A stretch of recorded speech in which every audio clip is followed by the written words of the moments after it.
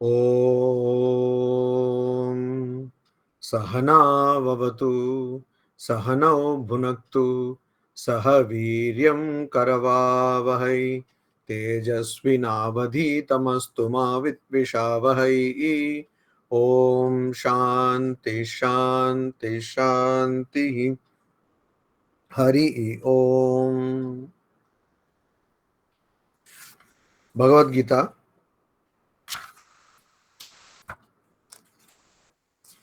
നാലാമത്തെ അധ്യായം 18ാമത്തെ ശ്ലോകം.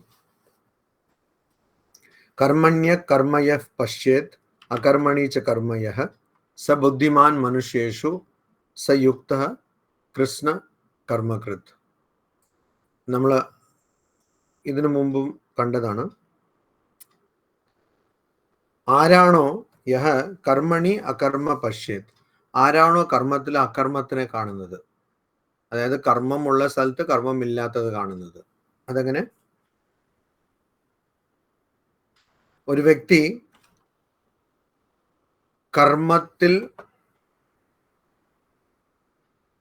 ആസക്തരായിരിക്കുമ്പോൾ മാത്രമേ ആ വ്യക്തി ചെയ്യുന്ന കാര്യങ്ങൾ ആ വ്യക്തിനെ ബാധിക്കുന്നുള്ളൂ.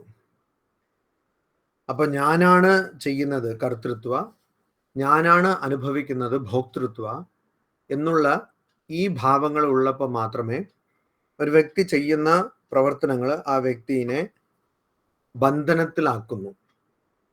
പക്ഷേ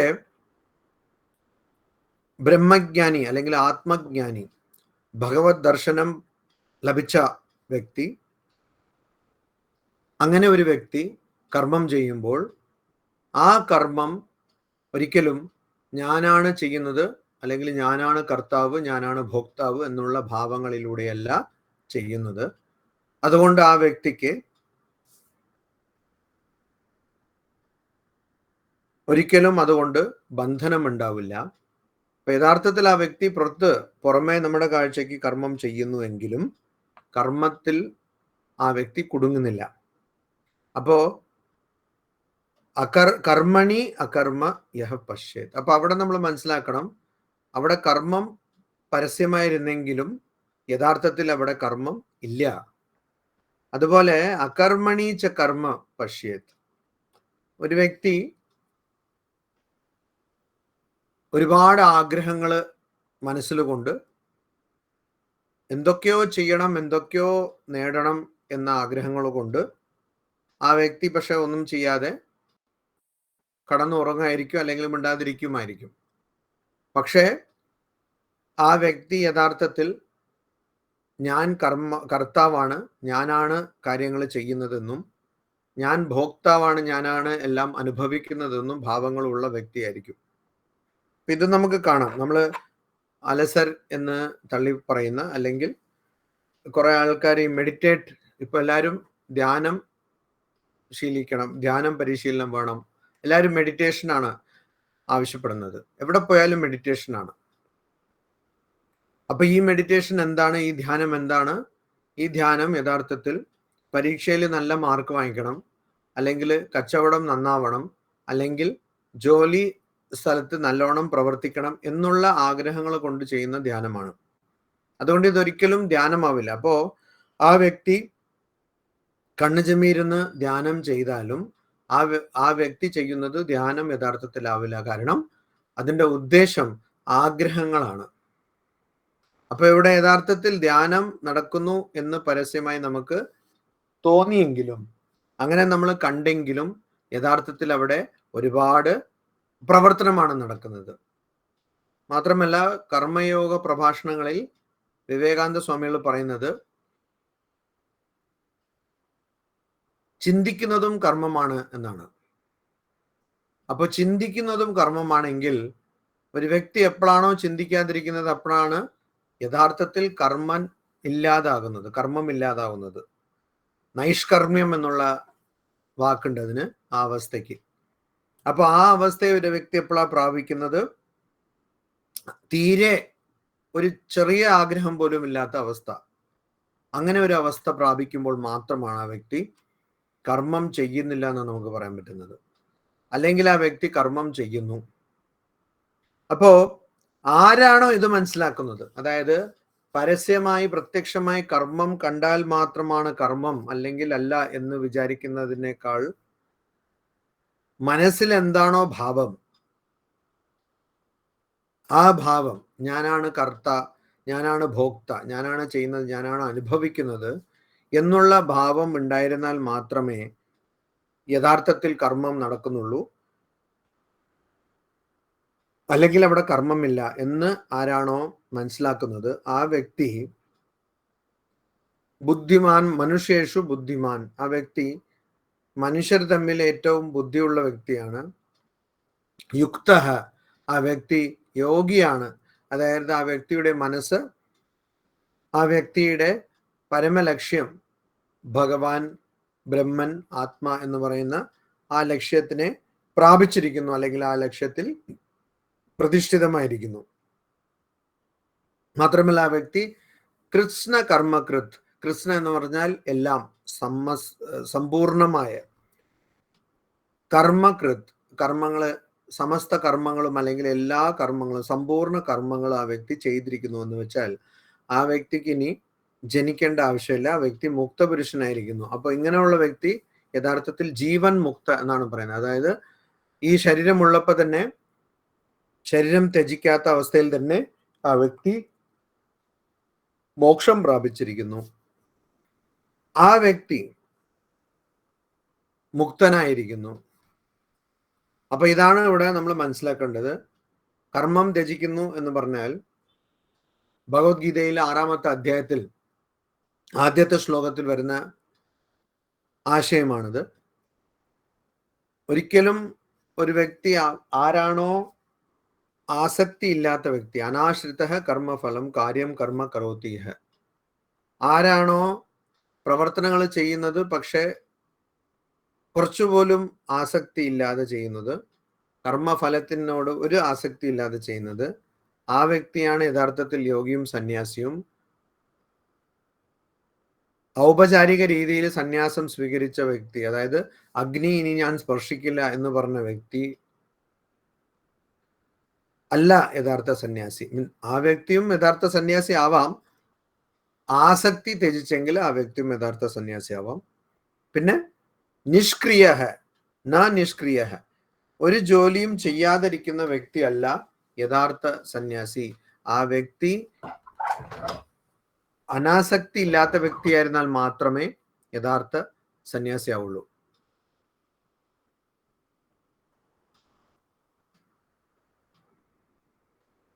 അപ്പോ ഈ ആശയത്തിന്റെ തന്നെ തുടർച്ചയായി അടുത്തു വരുന്ന ശ്ലോകം, 19-ാമത്തെ ശ്ലോകത്തിൽ ഭഗവാൻ ശ്രീകൃഷ്ണൻ അർജുനനോട് പറയുന്നു, യസ്യ സർവേ സമാരംഭാഃ കാമ സങ്കൽപ്പവർജിതാഃ ജ്ഞാന അഗ്നി ദഗ്ധ കർമാണം തമാഹുഃ പണ്ഡിതം ബുധാഃ. യസ്യ, ആരെയാണോ, സർവേ എല്ലാ, സമാരംഭാഃ എല്ലാ സംരംഭങ്ങളും, കാമസങ്കൽപ്പവർജിതാഃ ആഗ്രഹങ്ങളും അതുപോലെ തന്നെ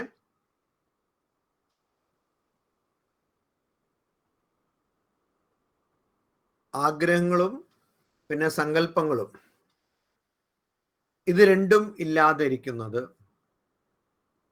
ആരാണോ, ആരുടെ സംരംഭങ്ങൾ എന്ന് പറഞ്ഞാൽ പ്രവർത്തനങ്ങൾ, ആരുടെ പ്രവർത്തനങ്ങൾ, ഏതൊരു വ്യക്തിയുടെ പ്രവർത്തനങ്ങളാണോ തീരെ ആഗ്രഹങ്ങൾ ഇല്ലാതിരിക്കുന്നത്, ആഗ്രഹം എന്ന് പറഞ്ഞാൽ ആ പ്രവർത്തനത്തിലൂടെ എനിക്കിത് നേടണം എന്നുള്ള ആഗ്രഹം,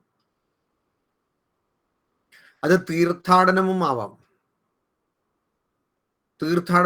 പലരും തീർത്ഥാടനം എന്തിനാ ചെയ്യുന്നത്? ഈ തീർത്ഥയാത്ര ചെയ്തതിലൂടെ എനിക്ക് മനസമാധാനം കിട്ടണം. ചിലപ്പം ആ തീർത്ഥാടനം ചെയ്തതുകൊണ്ട് മറ്റുള്ള ആൾക്കാരെ മനസമാധാനം പോയി എന്ന് വരാം. അപ്പോ തീർത്ഥാടനത്തിലൂടെ എനിക്ക് മനസമാധാനം കിട്ടണം, എനിക്ക് എൻ്റെ ഈ പ്രവർത്തനം അല്ലെങ്കിൽ എൻ്റെ ഈ കച്ചവടം നന്നാവണം, എനിക്ക് പരീക്ഷയിൽ നല്ല മാർക്ക് കിട്ടണം, അല്ലെങ്കിൽ എൻ്റെ സാമ്പത്തിക സ്ഥിതി മെച്ചപ്പെടണം, അതുകൊണ്ടാണ് തീർത്ഥാടനം ചെയ്യുന്നത്. അപ്പൊ ഇവിടെ കാമം ഇവിടെ ആഗ്രഹങ്ങളുണ്ട്. അതുകൊണ്ട് ഇത് യഥാർത്ഥത്തിൽ ഒരു ശരിക്കുമുള്ള തീർത്ഥാടനം, അതായത് കർമ്മങ്ങളെ ക്ഷയിക്കുന്ന, കർമ്മങ്ങളെ അവസാനിപ്പിക്കുന്ന, കർമ്മഫലത്തെ അവസാനിപ്പിക്കുന്ന തീർത്ഥാടനമാവില്ല, അതാവില്ല. അതുകൊണ്ട് അപ്പൊ പിന്നെ എന്താണ് തീർത്ഥാടനം? യഥാർത്ഥത്തിൽ തീരെ ആഗ്രഹമില്ലാതിരിക്കുന്ന. അപ്പൊ അങ്ങനെ അത് തീർത്ഥാടനം തന്നെ ആവണമെന്നില്ല.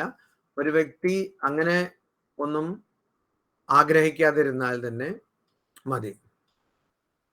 അപ്പൊ പല ആൾക്കാരും അവർ പ്രവർത്തിക്കുമ്പോൾ ഒരുപാട് സങ്കല്പങ്ങൾ ഉണ്ടാവും, അല്ലെങ്കിൽ ഒരുപാട് അവരുടെ ആസൂത്രണം ഒരുപാടുണ്ടാവും, കുറേ പദ്ധതി, കുറേ കൽപ്പനകൾ ഉണ്ടാവും. ഇനി ഞാൻ അങ്ങനെ ചെയ്യണം, ഇങ്ങനെ ചെയ്യണം.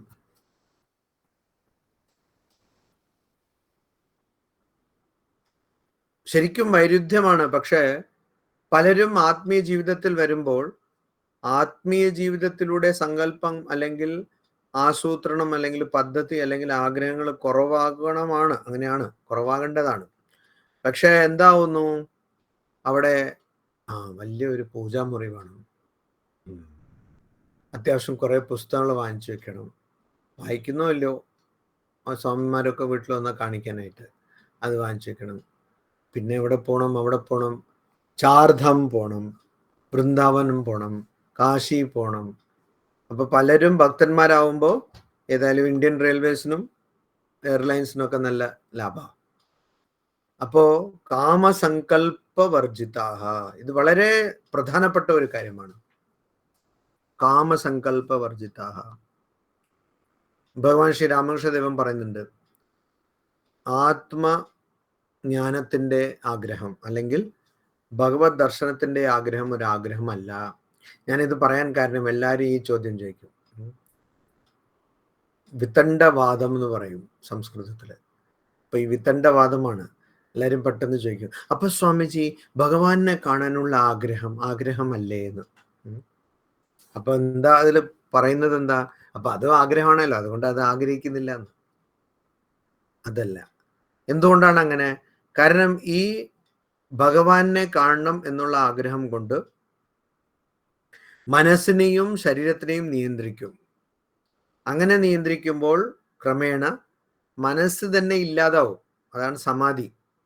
അത് ദിവസം നമ്മൾ അനുഭവിക്കുന്നു. സുഷുപ്തിയിൽ അല്ലെങ്കിൽ ആ സ്വപ്നമില്ലാത്ത ഉറക്കത്തിൽ മനസ്സില്ല.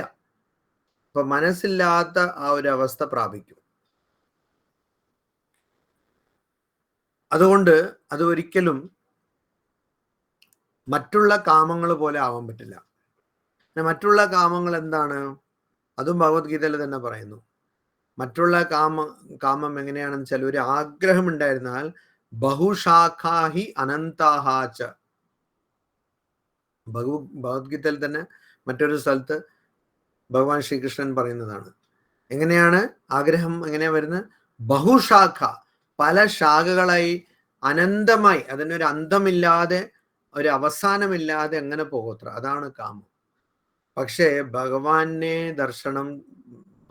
ദർശനം വേണം, അല്ലെങ്കിൽ ഭഗവാനെ ദർശിക്കണം, അല്ലെങ്കിൽ മനസ്സിനെ ജയിക്കണം, അല്ലെങ്കിൽ ആത്മജ്ഞാനം വേണം, ബ്രഹ്മജ്ഞാനം വേണം എന്നുള്ള ആഗ്രഹം, ആ ആഗ്രഹം ഒരിക്കലും അത് ഒരൊറ്റ ലക്ഷ്യത്തിനെ മനസ്സിൽ വെച്ചിട്ടുള്ള ആഗ്രഹമാണ്.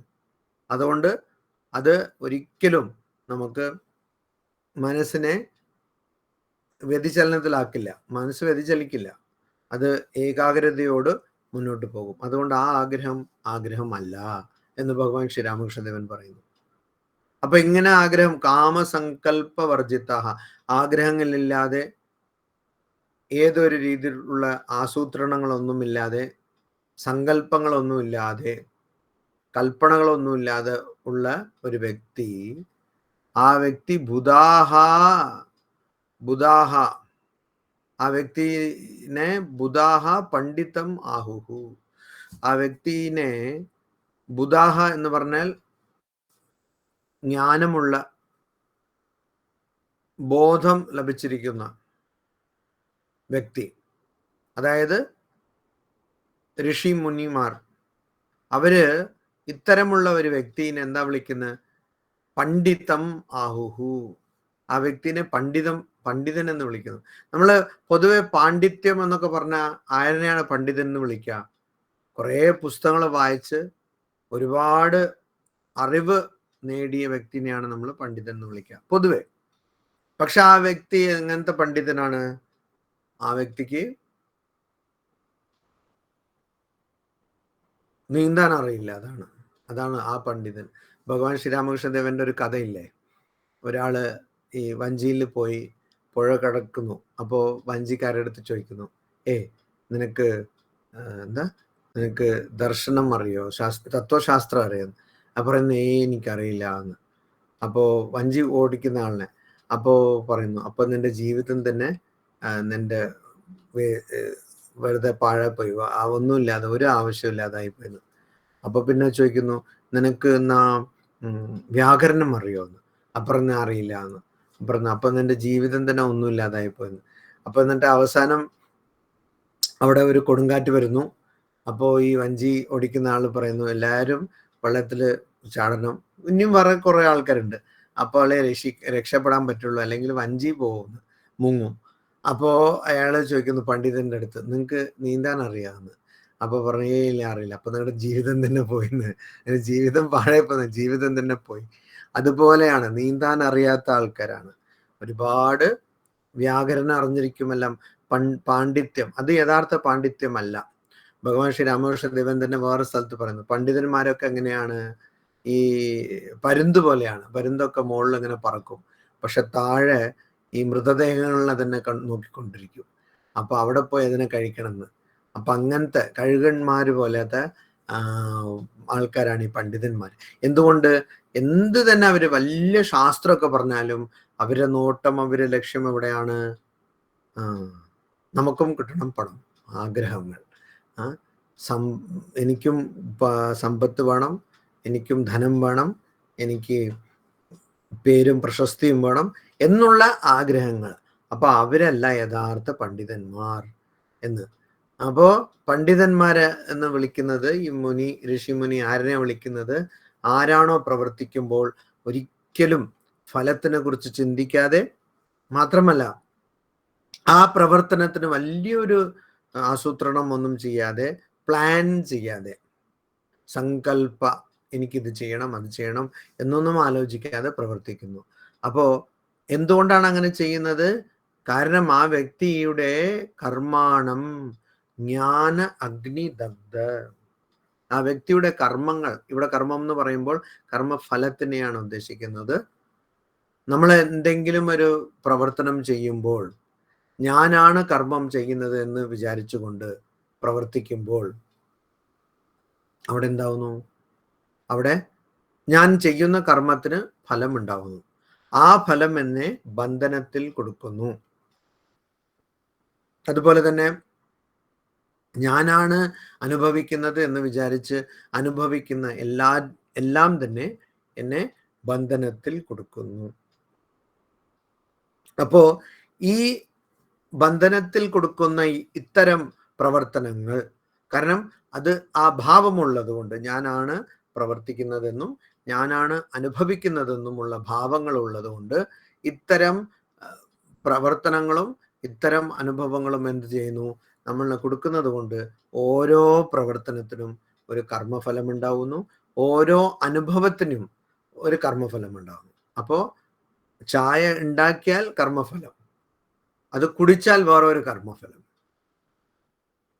ഞാനാണ് കുടിക്കുന്ന ചായ, ആദ്യം ഞാനാണ് ചായ ഉണ്ടാക്കിയത്, പിന്നെ അത് ആർക്കും കുടിക്കാൻ പറ്റില്ല, അപ്പൊ ഞാൻ തന്നെ കുടിക്കണം എന്ന് പറഞ്ഞ്, അപ്പൊ അതും കർമ്മഫലം, ഇതും കർമ്മഫലം, 2 കർമ്മഫലങ്ങൾ ഉണ്ടാവുന്നു. അപ്പോ കർമാനം അങ്ങനെയാണ് ഉണ്ടാവുന്നത്. നേരെ മറിച്ച് ഒരു വ്യക്തി തീരെ ആഗ്രഹങ്ങളില്ലാതെ, ഏതൊരു തരത്തിലും ആസൂത്രണങ്ങളൊന്നുമില്ലാതെ, കൽപ്പനകളൊന്നുമില്ലാതെ ഒരു വ്യക്തി പ്രവർത്തിക്കുന്നു എന്ന് വെച്ചാൽ, ആ വ്യക്തിയുടെ പ്രവർത്തനം കൊണ്ട് കർമ്മഫലം ഉണ്ടാവില്ല. അപ്പൊ പറയും ഇതിവിടെ കണക്ക് തെറ്റിയല്ലോ, രണ്ടും രണ്ടും ചേർന്നാൽ 4 ഒരിക്കലും 5 ആവില്ല, 3 ആവില്ല. എല്ലാ കർമ്മത്തിനും കർമ്മഫലം ഉണ്ടാവും. അപ്പൊ ഇതെങ്ങനെ കർമ്മഫലം ഉണ്ടാവില്ല എന്ന് വെച്ചാൽ കർമ്മഫലം ഉണ്ടാവും, പക്ഷെ ആ വ്യക്തിനെ ബാധിക്കില്ല. ഇത്തരമുള്ള വ്യക്തി ചെയ്യുന്ന നല്ല കർമ്മത്തിന്റെ ഫലം ആ വ്യക്തിനെ ആരാണോ സഹായിക്കുന്നത്, അല്ലെങ്കിൽ ആ വ്യക്തിക്ക് ആരാണോ സേവനം ചെയ്യുന്നത്, ശുശ്രൂഷ ചെയ്യുന്നത്, ആ വ്യക്തിക്ക് കിട്ടും. അതുപോലെ തന്നെ ഇത്തരം വ്യക്തി ചെയ്യുന്ന ചീത്ത കർമ്മങ്ങൾ എന്ന് വെച്ചാൽ അറിയാതെ നടക്കുന്ന കർമ്മങ്ങൾ, ഇങ്ങനെ നടന്നുകൊണ്ട് പോകുമ്പോൾ കാലിന്റെ അടിയിൽ ഒരു കൂര വന്നു, അല്ലെങ്കിൽ ഒരു ഉറുമ്പ് വന്നു, മരിച്ചു. അപ്പൊ അതിന്റെ ഒരു ചീത്ത കർമ്മമല്ലേ. അപ്പൊ ആ കർമ്മത്തിന്റെ ഫലം ആ വ്യക്തിനെ ആരാണോ ഉപദ്രവിക്കുന്നത്, അല്ലെങ്കിൽ ആ വ്യക്തിക്ക് ആരാണോ ദുഃഖം കൊടുക്കുന്നത്, ആ വ്യക്തിക്ക് കിട്ടും. അതുകൊണ്ടാണ് ഈ ജ്ഞാനികളെ കണ്ടാൽ പണ്ട് മുതലേ ആൾക്കാർക്ക് കുറച്ച് പേടിയാ. കാരണം തെറ്റിപ്പോ എന്തെങ്കിലും അറിയാതെ എന്തെങ്കിലും തെറ്റ് ചെയ്താൽ ഉടനെ അവർക്ക് ആ കർമ്മഫലം കിട്ടും. അവർ ശപിക്കും എന്നൊക്കെ പറഞ്ഞു, അതല്ല, ആ കർമ്മഫലം കിട്ടും. അതാണ് അതിൻ്റെ. ഇത് ആരാ പറഞ്ഞിരിക്കുന്നത്? തത്വബോധം എന്നുള്ള ഗ്രന്ഥത്തിൽ. അത് തത്വബോധം എന്നുള്ള ഗ്രന്ഥം, അതില് അവസാനം ഭഗവത്പാദ ശങ്കരാചാര്യദേവനാണ് ഇത് പറയുന്നത്. അപ്പോ ജ്ഞാന അഗ്നി ദഗ്ധ കർമ്മമാണ്. അപ്പൊ ഈ കർമ്മഫലങ്ങളൊക്കെ എങ്ങനെയാണ്? വിത്ത് പോലെയാണ്. കർമ്മഫലങ്ങൾ വിത്ത് പോലെയാണ്. അപ്പൊ ആ കർമ്മഫലങ്ങൾ വിത്ത് പോലെ ആയതുകൊണ്ട് നമുക്ക് എന്താണോ നമ്മൾ അനുഭവിക്കുന്നത്, അല്ലെങ്കിൽ പിന്നീട് നമുക്ക് എന്ത് സാഹചര്യമാണോ ജീവിതത്തിൽ ലഭിക്കുന്നത്, അത് ആ കർമ്മങ്ങൾ പോലെ ഉണ്ടാവും, കർമ്മഫലം പോലെ ഉണ്ടാവും.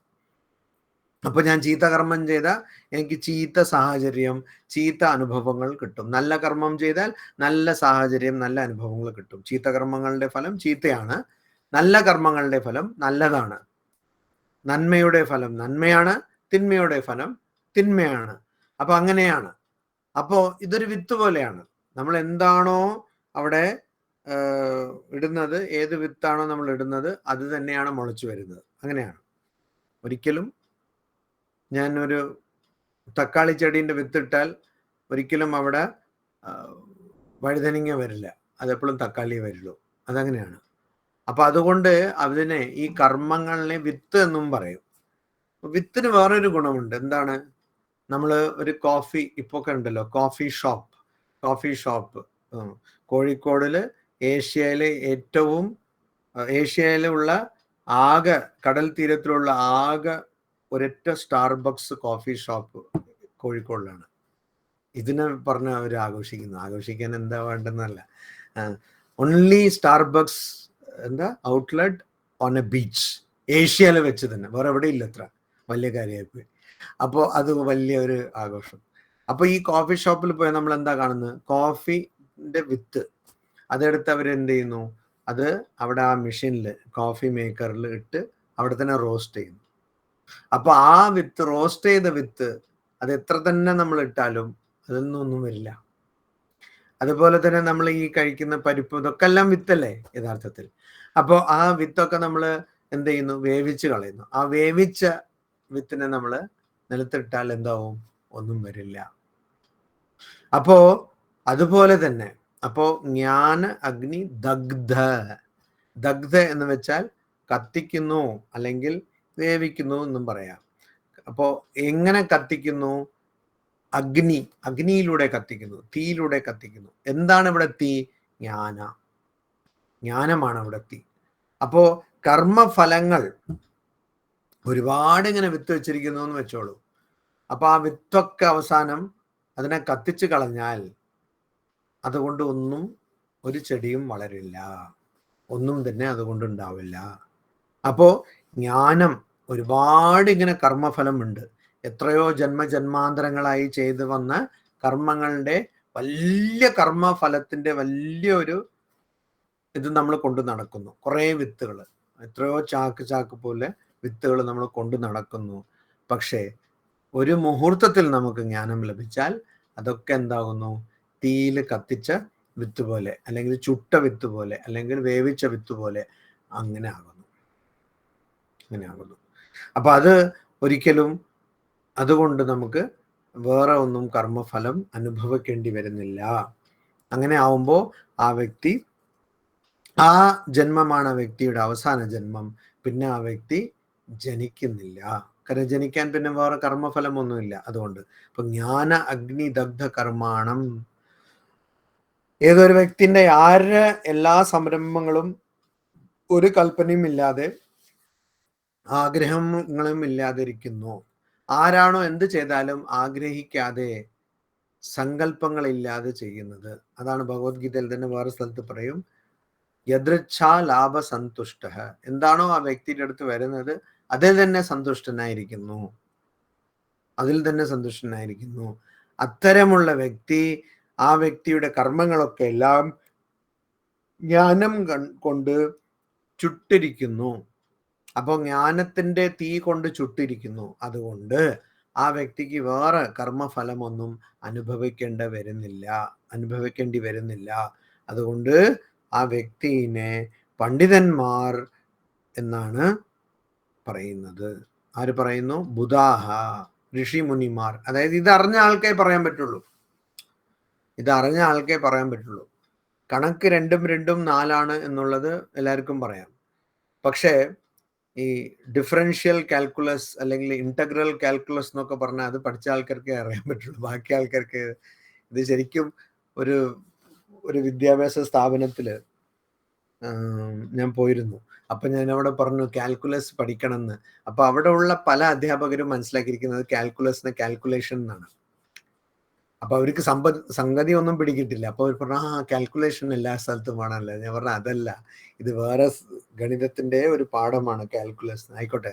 അപ്പൊ അത് അറിഞ്ഞ ആൾക്കേ അത് മനസ്സിലാവുള്ളൂ. അത് അറിയാത്ത ആൾക്കാർക്ക് അത് മനസ്സിലാവില്ല, അവർ തെറ്റായി മനസ്സിലാക്കും.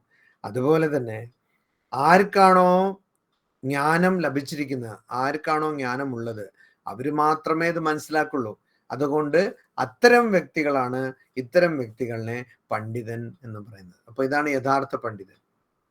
ആരാണ് യഥാർത്ഥ പണ്ഡിതൻ? ഭഗവാനെ അറിഞ്ഞ വ്യക്തി, ആത്മാവിനെ അറിഞ്ഞ വ്യക്തി, ബ്രഹ്മനെ അറിഞ്ഞ വ്യക്തിയാണ്, അവനവനെ അറിഞ്ഞ വ്യക്തിയാണ് യഥാർത്ഥ പണ്ഡിതൻ. ഉപനിഷത്ത് പറയുന്നു ആപ്നോതി സ്വാരാജ്യം വാക്പതി മനസസ്പതി ചക്ഷുഷ്പതി എന്ന്. ആരാണ് യഥാർത്ഥത്തിൽ പ്രഭു എന്ന് പറയുന്നു നമ്മൾ, രാജാവ്, ചക്രവർത്തി എന്നൊക്കെ പറയുന്നു. ആരാണ് യഥാർത്ഥത്തിൽ ചക്രവർത്തി? അവനവനെ ജയിച്ച വ്യക്തി. ആപ്നോതി സ്വാരാജ്യം, അവന്റെ രാജ്യം, അതിനെ അവൻ പ്രാപിക്കുന്നു. വാക്പതി ചക്ഷുഷ്പതി, അവന്റെ വാക്കിന്റെ അവൻ പ്രഭുവാകുന്നു. അവന്റെ കണ്ണ് തുടങ്ങിയ ഇന്ദ്രിയങ്ങളുടെ പ്രഭുവാകുന്നു എന്നൊക്കെ വിശേഷിപ്പിക്കുന്നത് ഉപനിഷത്തിൽ ഇത്തരം ഒരു വ്യക്തിനെയാണ്. അതുകൊണ്ടാണ് ആ വ്യക്തി യഥാർത്ഥത്തിൽ പണ്ഡിതൻ. എന്തുകൊണ്ടാണ് എല്ലാ സംരംഭങ്ങളും ഒരു ആസൂത്രണം, ഒരു കൽപ്പന ഇല്ലാതാവുന്നത്? കാരണം ആ വ്യക്തിക്ക് തീരെ അഹങ്കാരമില്ലാത്തത് കൊണ്ടാണ്. അഹങ്കാരം, അഹംഭാവം, ശരിക്കും പറഞ്ഞാൽ മലയാളത്തില് മിക്കവാറും വാക്കുകൾ സംസ്കൃതത്തിൽ നിന്ന് വന്നു തന്നെയാണ്. അപ്പൊ ഈ അഹംഭാവം എന്ന് പറയുമല്ല, അത് ശരിക്കും ഇതാണ് അഹം ഭാവം, അഹമിതി ഭാവം, ഞാൻ എന്നുള്ള ഭാവം. അതാണ് അവന് ഒരുപാട് അഹംഭാവമാണ്. അഹംഭാവം പിടിച്ച് നടക്കുന്നു, അഹംഭാവി എന്നൊക്കെ പറയും. അതെന്താ അഹംഭാവം എന്ന് വെച്ചാൽ? ഞാൻ എന്നുള്ള ഭാവം, ഞാൻ ഞാൻ ഞാൻ ഞാൻ എന്ന് പറയുന്ന ഭാവം, അതാണ് അഹംഭാവം. അപ്പൊ ആ അഹംഭാവം, അത് ആണ് പ്രശ്നം. ആ അഹംഭാവം തീരെ ഇല്ലാത്ത വ്യക്തി, ആ വ്യക്തിക്ക് മാത്രമേ ആഗ്രഹമില്ലാതെ, ഏതൊരു തരത്തിലുള്ള പ്ലാനിങ്ങും ഇല്ലാതെ ആ വ്യക്തിക്ക് മാത്രമേ പ്രവർത്തിക്കാൻ കഴിയൂ. നമ്മൾ എന്തിനാ പ്ലാൻ ചെയ്യുന്നത്? എന്തുകൊണ്ടാണ് നമ്മൾ പ്ലാൻ ചെയ്യുന്നത്? നമ്മൾ പ്ലാൻ ചെയ്യുന്നത് ആ പ്രവർത്തനത്തിന്റെ ഫലം നന്നാവണം എന്നുള്ളത് കൊണ്ടാണ്. ഒരു പ്രവർത്തനത്തിന്റെ ഫലം നന്നായാൽ എന്താവും എന്നുള്ളതാണ് ചോദ്യം. നന്നായാൽ എന്താവും? നമുക്ക് ആദ്യം ആ പ്രവർത്തനത്തിനോട് താല്പര്യം തോന്നും. അതാണ് ആദ്യം ഉണ്ടാവുന്നത്. നമ്മൾ ശ്രദ്ധിക്കാറില്ല. ഇപ്പൊ ഞാനൊരു റെസ്റ്റോറൻറ്റിൽ പോകുന്നു, അവിടെ ഭക്ഷണം ഓർഡർ ചെയ്യുന്നു, കഴിക്കുന്നു. ഇനി അവിടെ കിട്ടുന്ന ഭക്ഷണം നന്നായിരുന്നാൽ എന്താവും? അവിടുത്തെ ഭക്ഷണത്തോട് താല്പര്യം തോന്നും. അടുത്ത പ്രാവശ്യം അവിടെ പോകുമ്പോൾ ഇവിടെ പോവാം, കൊള്ളാം, കഴിഞ്ഞ പ്രാവശ്യം പോയപ്പോൾ ഇവിടെ ഭക്ഷണം കൊള്ളാമായിരുന്നു, അതുകൊണ്ട് ഇവിടെ പോകാം എന്ന് തോന്നും. അപ്പോൾ നമ്മൾ ഏത് പ്രവർത്തനം ചെയ്താലും പ്രവർത്തനം നന്നായിരുന്നെങ്കിൽ, അതിന്റെ ഫലം നന്നായിരുന്നെങ്കിൽ നമുക്ക് ആ പ്രവർത്തനത്തോട് താല്പര്യം തോന്നുന്നു. അല്ലെങ്കിൽ വേറെ രീതിയിൽ പറഞ്ഞാൽ ആ പ്രവർത്തനത്തിൽ നമ്മൾ ആസക്തരാകുന്നു. അതാണ് അവിടെ സംഭവിക്കുന്നത്. ആസക്തരാകുന്നു. ഒരു വ്യക്തിയുടെ അടുത്ത് പോയി നമ്മൾ പറയുന്നു ഹലോ ഹൗ ആർ യു, അപ്പോൾ അവരും പറയുന്നു ആ ഹലോ ഹൗ ആർ യു. ഇങ്ങനെ സംസാരിക്കുമ്പോൾ പെട്ടെന്ന് അവിടെ ഒരു അടുപ്പം തോന്നി. നമ്മൾ സംസാരിക്കുമ്പോൾ പിന്നെ ആ വ്യക്തിനെ കണ്ട സംസാരിക്കാൻ തോന്നും, വിളിക്കാൻ തോന്നും, വാട്സപ്പിലോ അല്ലാതെയോ ചാറ്റ് ചെയ്യാൻ തോന്നും, ഇങ്ങനെയൊക്കെ തോന്നും. അപ്പൊ എന്തായി? നമ്മൾ ആ വ്യക്തിയോട് ആസക്തരായി, അവിടെ അറ്റാച്ച്മെന്റ് ഉണ്ടായി എന്നാണ് അർത്ഥം, വേറെ ഒന്നുമല്ല. അപ്പോൾ ഏതൊരു പ്രവർത്തനം നന്നാവണം നമ്മൾ എന്തിനാ വിചാരിക്കുന്നത്? യഥാർത്ഥത്തിൽ ആലോചിച്ച് നോക്കിയാൽ, കുറച്ച് ഗഹന തലത്തിൽ ചിന്തിച്ചാൽ നമ്മൾ അതിൽ കുടുങ്ങാൻ വേണ്ടിയിട്ടാണ് അങ്ങനെ വിചാരിക്കുന്നത്, അല്ലേ? നമ്മളൊരു പ്രവർത്തനത്തിൽ ആസക്തരാകാൻ വേണ്ടിയിട്ടാണ് ആ പ്രവർത്തനത്തിന്റെ ഫലം നന്നാവണം എന്ന് വിചാരിക്കുന്നത്. അങ്ങനെയാണ് നമ്മൾ വിചാരിക്കുന്നത്. വേറെ രീതിയിൽ ചിന്തിച്ചാൽ നമുക്ക് ഒരുപാട് ചെയ്യാനുണ്ടല്ലോ പ്രവർത്തനങ്ങൾ. അപ്പോൾ ഒരു പ്രവർത്തനം അതൊരു തോൽവിയായെങ്കിൽ വീണ്ടും അത് ചെയ്യേണ്ടി വരും. അപ്പൊ അതുകൊണ്ട് നമ്മുടെ ഉള്ളിലുള്ള നമ്മുടെ സ്വാഭാവിക നമ്മുടെ അവസ്ഥ മടിയന്മാരുടെ അവസ്ഥയാണ്. നമുക്കൊന്നും പ്രവർത്തിക്കാൻ ഇഷ്ടമല്ല, അങ്ങനെ വെറുതെ ഇരുന്നാൽ മതി. അതാണ് കാരണം. യഥാർത്ഥത്തിൽ ആത്മാവിന്റെ സ്വരൂപം എന്താണ്? ആത്മാവൊന്നും പ്രവർത്തിക്കുന്നില്ല. അതുകൊണ്ടാണ് നമുക്ക് ഉറക്കം അത്രയും ഇഷ്ടപ്പെടുന്നത്. കാരണം നമ്മൾ ആത്മാവിന്റെ സ്വരൂപത്തിന്റെ അടുത്ത് പോകുന്നു. ഒരു ചെറിയ ഒരു മറവേ ഉള്ളൂ അവിടെ, അജ്ഞാനം. അപ്പൊ വലിയ മറവാണ്, പക്ഷെ അത് ചെറിയ ഒരു ഇതേ കിട്ടുന്നുള്ളൂ, അധ്യാരവും. അപ്പൊ അതുകൊണ്ട് നമുക്കൊന്നും ചെയ്യാതിരിക്കുമ്പോഴാണ് വളരെയധികം സുഖം കിട്ടുന്നത്. അപ്പോൾ നമ്മൾ ഒരു പ്രവർത്തനം വീണ്ടും വീണ്ടും ചെയ്യേണ്ട ഒരു അവസ്ഥ വന്നാലോ എന്ന് പേടിച്ചിട്ടാണ് ചെയ്യുമ്പോൾ തന്നെ നന്നായി ആ പ്രവർത്തനം നടക്കട്ടെ എന്ന്, അതിൻ്റെ ഫലം നന്നാവണം നമ്മൾ ആഗ്രഹിക്കുന്നത്. പക്ഷേ ആദ്യം പറഞ്ഞ പോലെ അതിൻ്റെ ഫലം നന്നായാൽ എന്താകും? നമ്മളതിൽ ആസക്തരാകും. അപ്പൊ അതുകൊണ്ടാണ് ഈ പ്ലാൻ നമ്മൾ ചെയ്യുന്നത്. കാര്യം നന്നായിട്ട് ഒരു പ്രവർത്തനം ചെയ്താൽ നല്ലോണം ആകണം എന്ന് നമ്മൾ പ്ലാൻ ചെയ്യുന്നതിൻ്റെ കാരണം അതാണ്. അപ്പൊ പല ആൾക്കാരും പ്ലാൻ ചെയ്യും, പക്ഷെ പ്ലാൻ ചെയ്തതിനനുസരിച്ച് അവർക്ക് പ്രവർത്തിക്കാൻ പറ്റില്ല.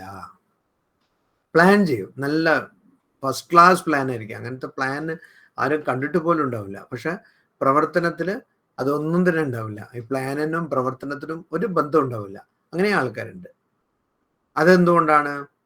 കാരണം പ്രവർത്തിക്കണം. അപ്പൊ പ്രവർത്തിക്കുമ്പോൾ എന്താവുന്നത്? ഇവിടെ ഇതിലും ഒന്ന് ഞാനാണ് പ്രവർത്തിക്കുന്നത് എന്നുള്ള ഭാവം, വേറൊന്ന് ഞാനാണ് അനുഭവിക്കുന്നത് എന്നുള്ള ഭാവം. അപ്പോൾ ഒരു പ്രവർത്തനത്തിൽ ഒരു വ്യക്തി പ്ലാൻ ചെയ്യുന്നതിന് കാരണം രണ്ടുമുണ്ട്. ഈ ഞാനാണ് പ്രവർത്തിക്കുന്നത് എന്നുള്ള തലത്തിലും കാരണമുണ്ട്. എന്താണ് ആ കാരണം? ആ വ്യക്തി എൻ്റെ പ്രവർത്തനം നന്നാകണം, എൻ്റെ പ്രവർത്തനത്തിൻ്റെ ഫലം നന്നാകണം എന്ന് വിചാരിക്കുന്നു. ഞാനാണ് അനുഭവിക്കുന്നത് എന്നുള്ള തലത്തിലും വേറൊരു കാര്യമുണ്ട്, ആവശ്യത്തിലും ഒരു കാരണം. അതുകൊണ്ടും ഒരു കാരണമുണ്ട്. എന്താണ്? എന്നെ ആരും ചീത്ത പറയാൻ പാടില്ല. അതാണ്. ഞാൻ ഈ അപമാനം അനുഭവിക്കാൻ പാടില്ല, അല്ലെങ്കിൽ ഞാൻ ഒരുപാട് എന്നെ എല്ലാവരും പ്രശംസിക്കണം, അല്ലെങ്കിൽ എനിക്ക് നല്ല പേര് കിട്ടണം. അപ്പോൾ ആദ്യം ഞാൻ ചെയ്യുന്നത് അത് തെറ്റാകാൻ പാടില്ല, അല്ലെങ്കിൽ വീണ്ടും പ്രവർത്തിക്കേണ്ടി വരും. അതുകൊണ്ട് തെറ്റാൻ പാടില്ല. അത് ഞാനാണ് പ്രവർത്തിക്കുന്നത്, അതുകൊണ്ട് ആ പ്രവർത്തനങ്ങൾ നന്നാവണം. അതുകൊണ്ട് ഞാൻ പ്ലാൻ ചെയ്യുന്നു. രണ്ടാമത് ഞാനാണ് അനുഭവിക്കുന്നത്. അപ്പൊ ആരെങ്കിലും എന്നെ ചീത്ത പറഞ്ഞാരാ?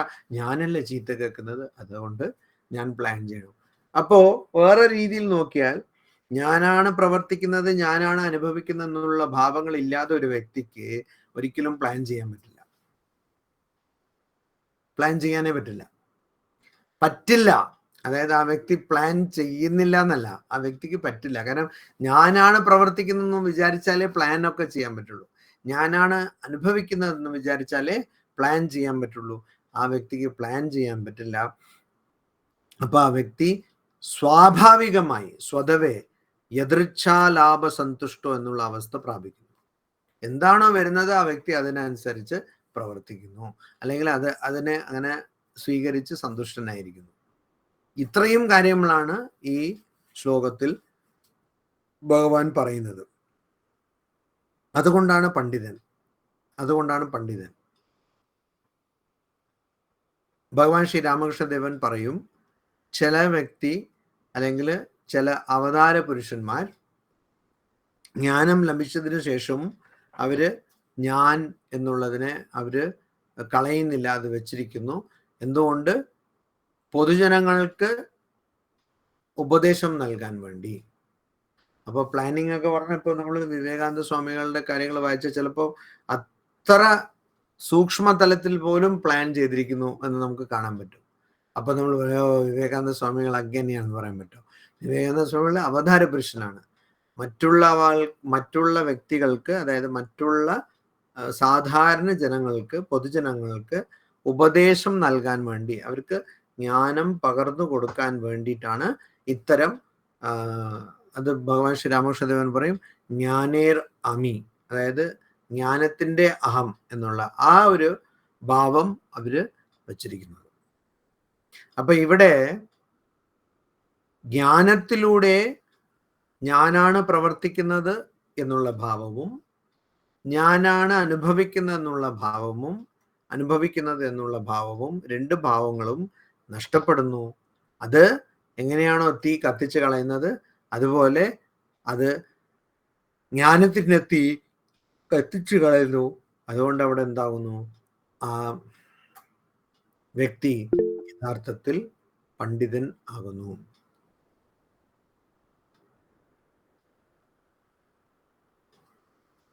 ഇപ്പോ അനീഷ് എന്തോ ചോദിച്ചിരിക്കുന്നു.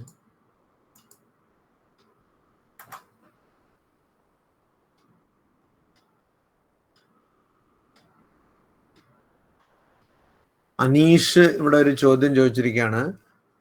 സ്വാമിജി, ഇൻ ശ്രീമദ് ഭഗവത് ഗീത 3.24 ഭഗവാൻ says, if I am not working, this world will get destroyed or everything leads to chaos. Therefore, here we could find a motive of bringing good to the world. Is that not a motive? Phala. ഈ കുറച്ചു നേരം മുമ്പ് ഞാൻ പറഞ്ഞില്ലേ, ആൾക്കാർ പറയും മോക്ഷത്തിനെ ആഗ്രഹിക്കുന്നതും ഒരു ആഗ്രഹമല്ലേ എന്ന്. അതുപോലത്തെ ചോദ്യമാണിത്. അപ്പൊ അനീഷ്, ഇത് ചോദ്യം തന്നെ അതിൽ തന്നെ അതിന് ഉത്തരമുണ്ട്. പല ചോദ്യങ്ങൾ അങ്ങനെയാണ്. എന്താന്ന് വെച്ചാൽ അവിടെ ഭഗവാൻ പറയുന്നത് എന്താണ്? വേറെ കാര്യമാണ് പറയുന്നത്. അവിടെ പറയുന്നത് ഒരു വ്യക്തി കർമ്മം ചെയ്യുമ്പോൾ അനാസക്തനായിട്ട് കർമ്മം ചെയ്യണം, ആസക്തി ഇല്ലാതെ കർമ്മം ചെയ്യണം, അല്ലാതെ ഒന്നും ചെയ്യാതിരിക്കാൻ പാടില്ല. അതാണ്. ഇത് തന്നെയാണ് 6ാമത്തെ അധ്യായത്തിന്റെ ആദ്യത്തെ ശ്ലോകത്തിലും ഭഗവാൻ പറയുന്നത്. ന നിഷ്ക്രിയ, അതായത് ആരാണ് യഥാർത്ഥ സന്യാസി? അനാശ്രിത കർമ്മഫലം കാര്യം കർമ്മ കരോതി. ആരാണോ കർമ്മഫലത്തിനെ ആഗ്രഹിക്കാതെ അല്ലെങ്കിൽ അതിൽ ആസക്തരാകാതെ കർമ്മം ചെയ്യുന്നത്, ആ വ്യക്തിയാണ് യഥാർത്ഥ സന്യാസി.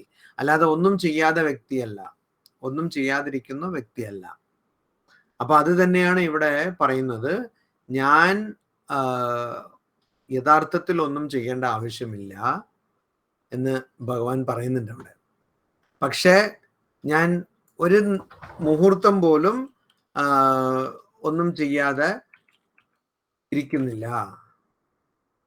അപ്പോ ഞാനത് ചെയ്യേണ്ട ആവശ്യമില്ല, പക്ഷെ ഞാൻ ചെയ്യാതിരിക്കുന്നില്ല. നഹി കശ്ചിത് ക്ഷണമപി ജാതു തിഷ്ഠതി അകർമ്മകൃത് കാര്യത്തെ ഹി അവശഃ കർമ്മ സർവഃ പ്രകൃതി ജൈർഗുണ. അപ്പൊ ഇതൊക്കെ നമ്മൾ ആദ്യം കണ്ടതാണ് ഈ ശ്ലോകങ്ങളൊക്കെ. അപ്പൊ എന്താണ്? ഞാൻ നഹി കശ്ചിത് ക്ഷണമപി ജാതു തിഷ്ഠതി അകർമ്മകൃത്, ആരും തന്നെ ഈ ലോകത്തിൽ കർമ്മം ചെയ്യാതെ ഒരു മുഹൂർത്തം പോലും ഇരിക്കുന്നില്ല എന്നാണ് പറയുന്നത്. അപ്പൊ അവിടെ ആ അധ്യായത്തിൽ തന്നെ ഭഗവാൻ പറയുന്നു, 3 ലോകങ്ങളിലും ത്രിഷു ലോകേഷു എനിക്ക് ഒന്നും ചെയ്യേണ്ട ആവശ്യമില്ല. 3 ലോകങ്ങളിലും ഞാനൊന്നും ചെയ്യേണ്ട ആവശ്യമില്ല. ഈ 22ാമത്തെ ശ്ലോകത്തിൽ പറയുന്നു. ഇതിപ്പോ അനീഷ് ഉദ്ധരിച്ചിരിക്കുന്ന 24ാമത്തെ ശ്ലോകമാണ്. അതിന്റെ തൊട്ട് മുമ്പ് ഭഗവാൻ ഇത് പറയുന്നുണ്ട്. നമേ പാർത്ഥഃ അസ്തി കർത്തവ്യം ത്രിഷു ലോകേഷു കിഞ്ചന നാന അവാപ്തവ്യം വർത്ത ഏവച കർമ്മണി. അതായത് ഈ 3 ലോകങ്ങളും ഞാൻ ചെയ്യേണ്ടതായിട്ട് എനിക്ക് കർത്തവ്യം എന്നൊന്നുമില്ല. പക്ഷേ ഞാൻ, അതായത് എനിക്ക് അനവാപ്തം ആപ്തവ്യം, അതായത് എനിക്ക് കിട്ടാത്തത്, അങ്ങനെ അനവാപ്തം കിട്ടണം എന്നുള്ളത്, അല്ലെങ്കിൽ എനിക്ക് അവാപ്തവ്യം കിട്ടണം എന്നുള്ളത്, അല്ലെങ്കിൽ കിട്ടണ്ട എന്നുള്ളത്, അങ്ങനെ ഒന്നുമില്ല. എന്തെങ്കിലും ഞാൻ നേടണം, പ്രാപിക്കണം എന്നുള്ളത് ഒന്നുമില്ല. അതുകൊണ്ട് തന്നെ ഈ 3 ലോകത്തിലും കർമ്മം ഞാൻ ചെയ്യാനുള്ള കർമ്മം ഒന്നുമില്ല. എന്നാലും ഞാൻ ചെയ്യുന്നു. വർത്തേവച കർമ്മണി, എന്നാലും ഞാൻ കർമ്മത്തിൽ തന്നെ ഇരിക്കുന്നു. എന്തുകൊണ്ട്? കാരണം യദീഹി അഹം നവർത്തേയം ജാതു കർമ്മണി അതന്ത്രിതഃ മമ വർത്തമാനുവർത്തന്തെ മനുഷ്യാഹ പാർത്ഥ സർവശ. എനിക്ക് ഈ ലോകത്തിൽ കർമ്മം ചെയ്യാനില്ല. കാരണം എനിക്ക് കർമ്മഫലം ഇല്ല.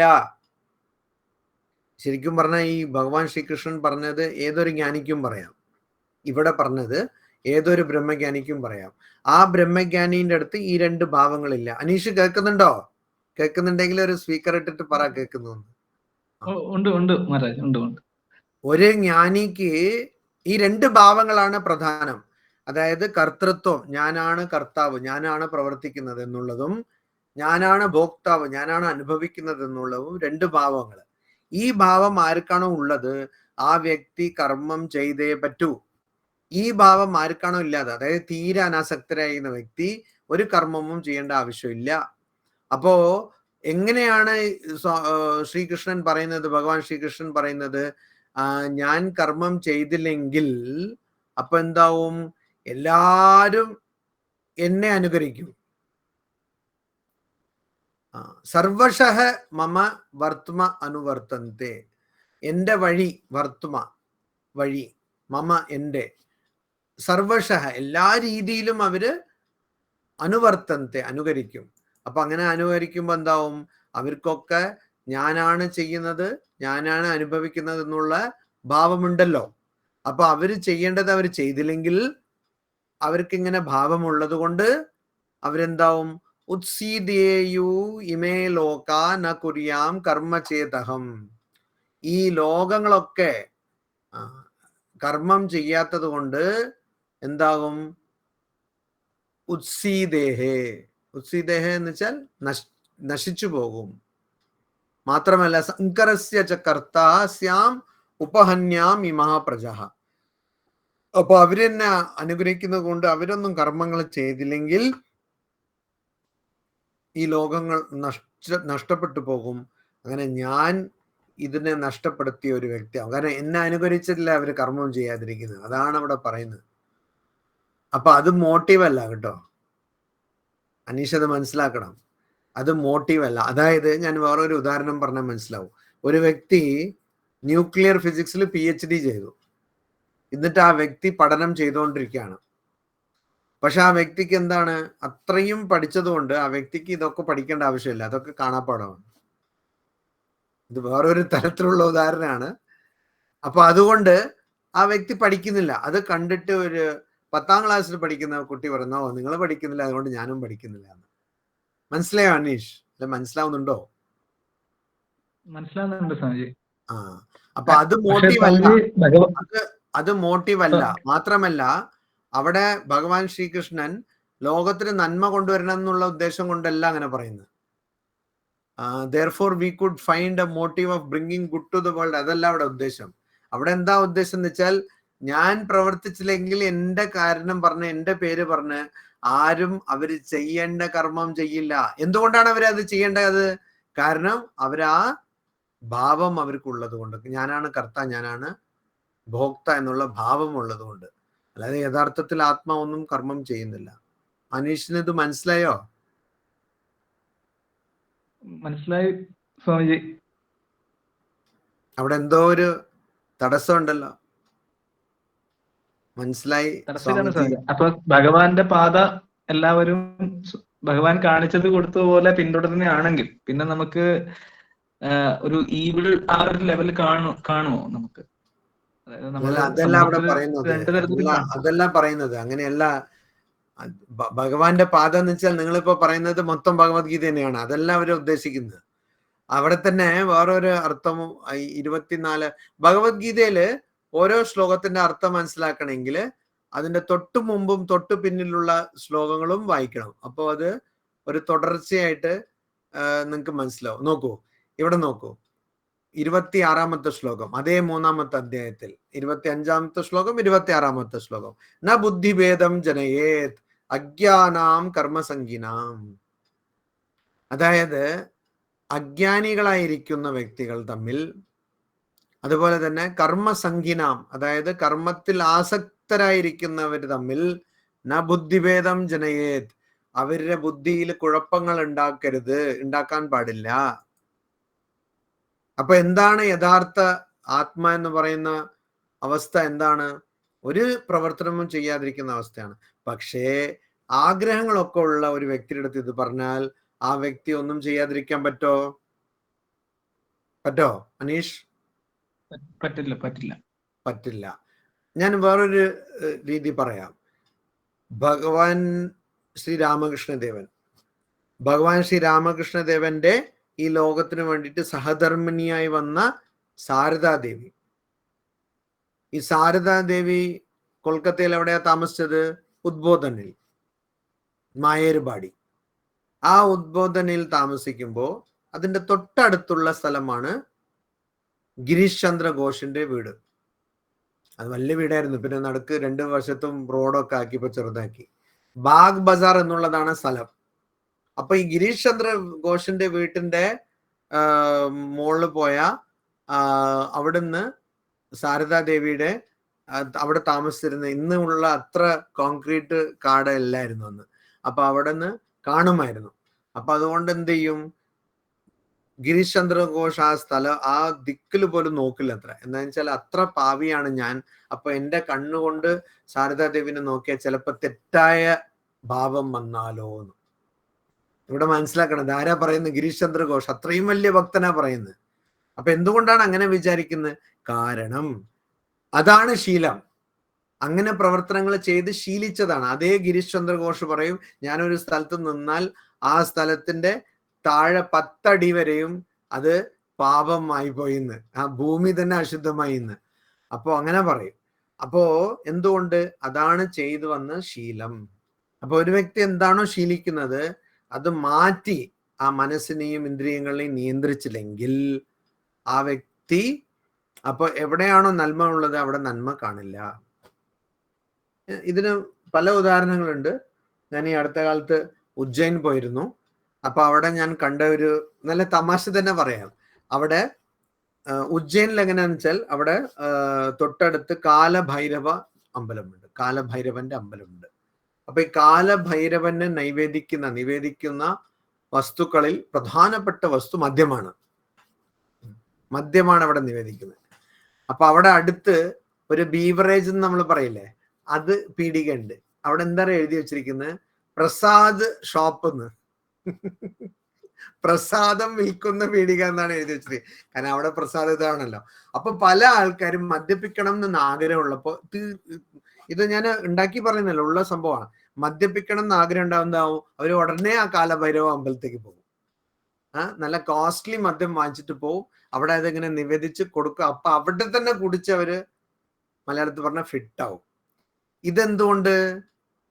കാരണം മനസ്സിലതാണ്. അപ്പൊ ആ വ്യക്തിക്ക് വേറെ രീതിയിൽ ചിന്തിക്കാൻ പറ്റില്ല.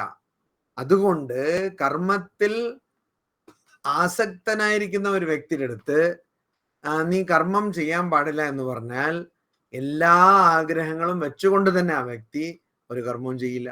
അതായത് വിവാഹിതനായിരിക്കും, അല്ലെങ്കിൽ വീട്ടില് അച്ഛനമ്മേനെ നോക്കണം എന്നുള്ള ചുമതലയൊക്കെ ഉണ്ടാവും, പക്ഷെ ഒന്നും ചെയ്യില്ല. പക്ഷെ ആഗ്രഹങ്ങളുണ്ട്, പക്ഷെ ചെയ്യില്ല. സമർപ്പണമുള്ളത് കൊണ്ട് അല്ല, തീരെ സമർപ്പണം ഇല്ലാത്തത് കൊണ്ട് ഒന്നും ചെയ്യാതിരിക്കും. അപ്പൊ കൊള്ളാലോ, ഭഗവാൻ തന്നെ പറഞ്ഞു ഒന്നും ചെയ്യണ്ട, എന്നാ ചെയ്യാതിരിക്കും. പക്ഷെ ആഗ്രഹം ഉണ്ടാവും. അപ്പൊ ആ വ്യക്തിക്ക് എന്തുണ്ടാവും? വിഷമം ഉണ്ടാവും. കാരണം ഒരു ജോലിയും ചെയ്തില്ലെങ്കിൽ ഒന്നും കിട്ടില്ല, ധനം കിട്ടില്ല, പ്രവർത്തിക്കാൻ പറ്റില്ല, വിഷമം ഉണ്ടാവും, കുഴപ്പമുണ്ടാകും, മനസമാധാനം പോകും. അതാണ് ഇവിടെ പറയുന്നത്. അനീഷിന് എന്തെങ്കിലും മനസ്സിലാവുന്നുണ്ടോ? അല്ല ഞാൻ പറയുന്നത് തീരെ മനസ്സിലാവുന്നില്ലേ? ഉണ്ട് സ്വാമിജി. ഉദാഹരണങ്ങള് ആദ്യം, അതുകൊണ്ടാണ് ആത്മീയ ജീവിതത്തിൽ ആദ്യം പറയുന്നത് മനസ്സിനെയും ഇന്ദ്രിയങ്ങളെയും ശരീരത്തിനെയും നിയന്ത്രിക്കണമെന്ന്. അത് ചെയ്യാതെ നമ്മൾ വെറുതെ ഇങ്ങനെ മെഡിറ്റേഷൻ ചെയ്യാനൊക്കെ തുടങ്ങിയാൽ ചിലപ്പം മനസ്സിന്റെ സന്തുലനം നഷ്ടപ്പെടും, സമനില നഷ്ടപ്പെടും. അങ്ങനെയൊക്കെ സംഭവിക്കാറുണ്ട്.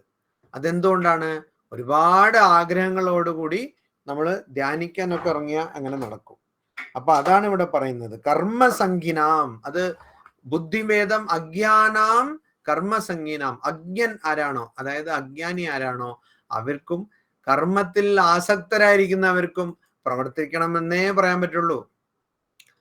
ക്രമേണ അവര് മനസ്സിനെയും ശരീരത്തിനെയും ഇന്ദ്രിയങ്ങളിനെയും ഒക്കെ നിയന്ത്രിച്ചു വന്ന് അതോടൊപ്പം തന്നെ സാധന ചെയ്ത് ഇങ്ങനെ വരുമ്പോൾ അവർക്ക് പതിയെ അത് മനസ്സിലാവും. അപ്പോ അതുകൊണ്ട് തന്നെയാണ് ജോഷയേത് സർവകർമാണി വിദ്വാൻ യുക്ത സമാചര. ആരാണോ യുക്ത എന്ന് വെച്ചാൽ ഈ ശ്ലോകത്തിൽ അതിന്റെ അർത്ഥം ആർക്കാണോ ജ്ഞാനം ലഭിച്ചിരിക്കുന്നത് ആ വ്യക്തിയും യഥാർത്ഥത്തിൽ കർമാണി സർവകർമാണി ജോഷയേത്, ആ വ്യക്തിയും മറ്റുള്ള ആൾക്കാരനെ എന്ത് ചെയ്യണം? പ്രേരിപ്പിക്കണം. എന്തിന്? കർമ്മങ്ങൾ ചെയ്യാൻ പ്രേരിപ്പിക്കണം. എങ്ങനെയാണോ ഒരു വിദ്വാൻ, എങ്ങനെയാണോ ഒരു എന്താ പറയുന്നത്, എങ്ങനെയാണോ ഒരു അജ്ഞാനി കർമ്മങ്ങൾ ചെയ്യുന്നത് അതേപോലെ ഒരു ജ്ഞാനി കർമ്മങ്ങൾ ചെയ്ത് അജ്ഞാനീനെ കർമ്മങ്ങൾ ചെയ്യാൻ പ്രേരിപ്പിക്കണം. അതാണ് 25-ാമത്തെ ശ്ലോകത്തിൽ പറഞ്ഞിരിക്കുന്നത്. സക്താഹ കർമ്മണി അവിദ്വാംസോ യഥാ കുർവന്തി ഭാരത കുര്യാത് വിദ്വാൻ തഥാ ആസക്തഃ ചികീർഷു ലോകസംഗ്രഹം. എങ്ങനെയാണോ സക്താഹ ആസക്തിയുള്ള ആൾക്കാര് കർമാനി അവിദ്വാംസഃ അജ്ഞാനം കൊണ്ട് അവരെങ്ങനെയാണോ യഥാ കുർവന്തി, എങ്ങനെയാണോ അവര് ഈ കർമ്മങ്ങൾ ചെയ്യുന്നത്, അജ്ഞാനം കൊണ്ടും കർമ്മത്തിൽ ആസക്തി ഉള്ളത് കൊണ്ടും എങ്ങനെയാണോ അവർ ചെയ്യുന്നത് അതുപോലെ തന്നെ അർജുന ആര് ചെയ്യണം? കുര്യാത് വിദ്വാൻ തഥാ അസക്തഃ. അവര് വിദ്വാൻ, അതായത് ജ്ഞാനം ലഭിച്ച ആൾക്കാര് ആസക്തി ഇല്ലാതെ തന്നെ ആസക്തി ഉള്ള ആൾക്കാർ ചെയ്യുന്ന പോലെ തന്നെ കർമ്മം ചെയ്യണം. എന്തുകൊണ്ട്? ചികീർഷുഹു ലോകസംഗ്രഹം, ഈ ലോകസംഗ്രഹം, ലോകത്തിന്റെ നന്മ ആഗ്രഹിച്ചുകൊണ്ട്. അതാണ്. അപ്പൊ ഇവിടെ നന്മ എന്ന് പറയുമ്പോൾ മറ്റുള്ള ആൾക്കാര് നല്ലത് ചെയ്യണം. അവര് എന്ത് നല്ലത് ചെയ്യും? നല്ല പ്രവർത്തനം ചെയ്യുന്നല്ല, അവര് സമനില തെറ്റാതിരിക്കണം. അതാണ് ഇവിടെ. അവര് ബാലൻസ് തെറ്റിപ്പോകാൻ പാടില്ല. ഒരു വ്യക്തി ഞാൻ എങ്ങനെ ഉണ്ടാക്കും അങ്ങനെ ഉണ്ടാക്കും, ഒരു വർഷത്തിൽ 100 കോടി എൻ്റെ സമ്പാദ്യം ഉണ്ടാവും എന്നൊക്കെ വിചാരിച്ചുകൊണ്ടിരിക്കുന്ന ആളുടെ അടുത്ത് പോയി ആത്മാവാണ് എല്ലാം, ആത്മാ പ്രവർത്തിക്കുന്നില്ല, അതുകൊണ്ട് നീയും പ്രവർത്തിക്കണ്ട എന്ന് പറഞ്ഞാൽ ആ വ്യക്തി എത്ര അത് ഗ്രഹിക്കുന്നോ അത്ര ഗ്രഹിച്ചാലേ അത് പറ്റുള്ളൂ. അല്ലെങ്കിൽ നിർബന്ധിച്ച് ഒന്നും ചെയ്യാതിരുന്ന 2 ദിവസം കൊണ്ട് അയാളുടെ സമനില നഷ്ടപ്പെടും. അപ്പൊ ഇവിടെ അതാണ് ഉദ്ദേശിച്ചിരിക്കുന്നത്. എന്താ അനീഷ്, ക്ലിയർ ആണോ? ക്ലിയർ ആണ്. എന്നാലും കുറച്ചുകൂടി ഞാനത് പേഴ്സണലി പറയും. ഇപ്പോഴത്തെ സമയത്തിന്റെ ഒരു ബുദ്ധിമുട്ടുണ്ടല്ലോ സ്വാമി. ക്ലിയർ ആയിട്ടില്ലെന്നാണ് അനീഷ് ഇപ്പൊ പറഞ്ഞത്. ആയിക്കോട്ടെ. അപ്പോ ഇതായാലും അപ്പൊ ഇന്ന് നമ്മള് 4-ാമത്തെ അധ്യായം 19-ാമത്തെ ശ്ലോകം കണ്ടു. ഓം ശാന്തി ശാന്തി ശാന്തി. ഹരി ഓം തത്സത്. ശ്രീരാമകൃഷ്ണാർപ്പണമസ്തു. ശുഭരാത്രി.